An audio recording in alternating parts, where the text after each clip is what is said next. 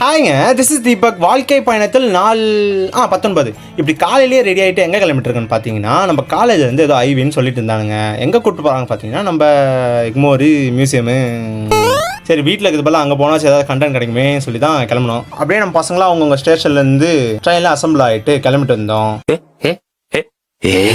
இவனுக்கு 2 பேரும் மட்டும் பார்த்தீங்கன்னா தனியாக போயிட்டு ஏதோ பண்ணிருக்கானுங்க. அப்புறம் ஒரு வேலையாக நம்ம சென்ட்ரல் இறங்கி அங்கேருந்து மெட்ரோ பிடிச்சி எக்மோர் போகிறதா பிளான். சரி, மெட்ரோ போயிட்டு அங்கேருந்து எக்மோர் போயிட்டு அங்கே போயிட்டு மியூசியம் போகிறதுக்கு ஆட்டோக்காரன் கிட்ட கேட்டால் நம்ம பட்ஜெட்டை தாண்டி சொல்கிறாங்க. சரி, இதெல்லாம் எதுக்கு, நடராஜா சர்வீஸ்லேயே போயிடுவோம் சொல்லிட்டு நடக்க ஆரம்பிச்சிட்டோம். அப்புறம் நீண்ட நேரம் நடைபயணத்துக்கு அப்புறம் நம்ம ரீச் ஆக வேண்டிய இடத்த ரீச் ஆகிட்டோம். பார்த்துக்கோங்க. அங்கே வந்துட்டு கொஞ்சம் ஃபன்லாம் பண்ணிட்டு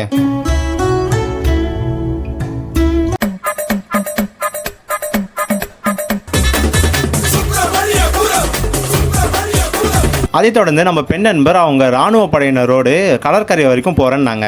சரி, நானும் வெக்கமே இல்லாமல் சேர்ந்துக்கிட்டுமான்னு கேட்டேன். வாங்கோல்னு சொன்னாங்க. சரி, நானும் போயிட்டேன்.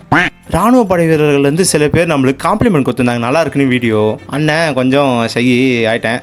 அப்படியே கொஞ்ச நேரம் ஃபன்லாம் பண்ணிட்டு அப்புறம் திருப்பி சென்டரில் வந்து ரீச் ஆக வேண்டிய ஸ்டேஷனுக்கு ரீச் ஆகிட்டு பேருந்தில் பயணம் பண்ணிட்டு வீட்டுக்கு வர வழியை பார்த்தா அருமையாக இருந்துச்சு. அப்புறம் கஷ்டப்பட்டு இஷ்டப்பட்டு எப்படியோ ஒரு வழியாக வீட்டுக்கு வந்து சேர்ந்துட்டேன். அப்படிதான்.